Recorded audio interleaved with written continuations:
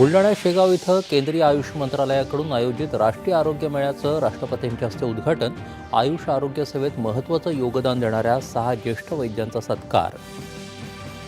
देशाला सशक्त बनवण्यात निरोगी नागरिकांची भूमिका महत्त्वाची असून यामध्ये आयुष प्रणालीचं मोठं योगदान असल्याचं राष्ट्रपती द्रौपदी मुर्मू यांचं प्रतिपादन.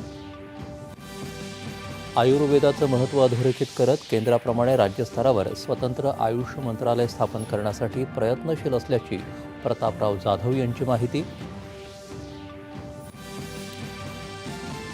इस्रायलच्या 2 दिवसांच्या दौऱ्यासाठी पंतप्रधान नरेंद्र मोदी तेल अवीवमध्ये दाखल. इस्रायलचे पंतप्रधान बेंजामिन नेतान्याहू यांच्यासोबत धोरणात्मक सहकार्य प्रगतीचा घेणार आढावा. इस्रायल दौऱ्यामुळे भारत इस्रायलमधील बंध आणखी दृढ होण्यासह धोरणात्मक भागीदारीसाठी नवीन उद्दिष्ट निश्चित होतील, पंतप्रधानांनी व्यक्त केला विश्वास.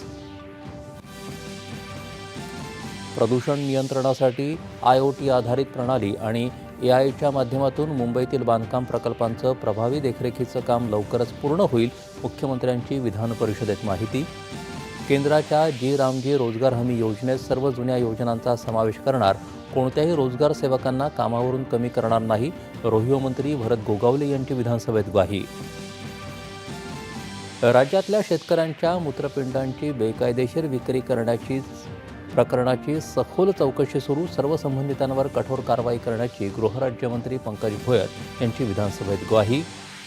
केंद्र आणि राज्य सरकारच्या शेतकरी सन्मान योजनेत 1 फेब्रुवारी 2019 नंतर शेतजमीन खरेदी करणाऱ्या शेतकऱ्यांना लाभ मिळवून देण्यासाठी राज्य सरकार प्रयत्नशील, कृषीमंत्री दत्तात्रय भरणे.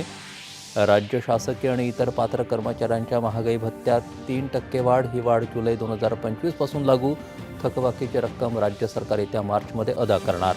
आणि मुंबई महानगरपालिकेचा 80,952 कोटी रुपये आकारमानाचा अर्थसंकल्प सादर.